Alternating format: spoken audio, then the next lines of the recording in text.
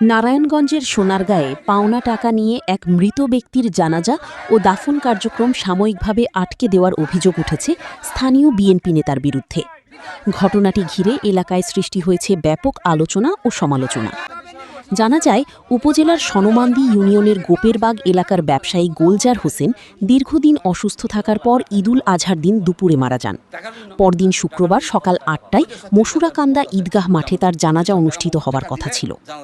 অভিযোগ রয়েছে, এ সময় সনমান্দি ইউনিয়নের ৬ নম্বর ওয়ার্ড বিএনপির সাংগঠনিক সম্পাদক সায়েম প্রধান মৃত গোলজার হোসেনের কাছে ৩৬,০০০ টাকা পাওনা থাকার দাবি তুলে জানাজা ও দাফন কার্যক্রমে আপত্তি জানান।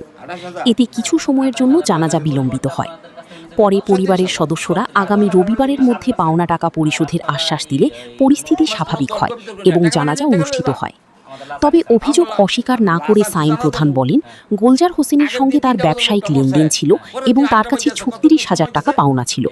বহুবার তাগাদা দিয়েও টাকা না পাওয়ায় বিষয়টির সমাধানের জন্য তিনি কথা বলতে গিয়েছিলেন। এদিকে সোনারগাঁ থানার ওসি গোলাম সারোয়ার জানিয়েছেন, ঘটনাটি সম্পর্কে পুলিশকে কেউ অবগত করেনি। জানানো হলে প্রয়োজনীয় ব্যবস্থা নেওয়া হতো। আমার আব্বু ঈদের দিন দুপুর ২টার দিকে মারা গেছে। আমার আব্বুর নাম মোহাম্মদ গোলজার হোসেন। আমার আব্বু মারা যাওয়ার তারপরের দিন জানা যাচ্ছে সকাল ৮টার দিকে। ৮টার দিকে আমরা জানাজা মসজিদ থেকে জায়গা আছে, আমরা এখানে দিই নেই। আমরা রাস্তায় ঈদগাহ মধ্যে দিব, তার কারণে ফ্রিজে গাড়ি দেওয়া আমরা ইমোশন ঈদগাহ মধ্যে নিয়ে গেছি।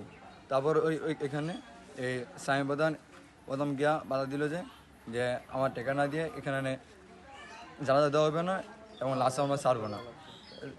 তারপর এই আমার ভাই আমার ফুয়াতো ভাই মোহাম্মদ সুমন অনেক গেলো এই টাকা আমি দিয়ে দিব। তারপর বললো না, আমি টাকা এখন না দিলে আমি লাশ ছাড়বো না এবং জানাজা দিতে দিব না। কত টাকা পাবে তোমার আব্বু? আমার আব্বু বলে গেছিল ২৮,০০০ টাকা পাবে, কিন্তু তারা ওইখানে গিয়ে দাবি করছে ৩৬,০০০ টাকা। তারপরে আমরা বাসা ফোন করে যে ৩০,০০০ টাকা পাবো না, বাসাতে নিয়ে দিয়ে দিছি। দেওয়ার পরে তারপর জানা দিয়েছি এবং আমরা লাশ ছাড়ছে, দাফন করছি।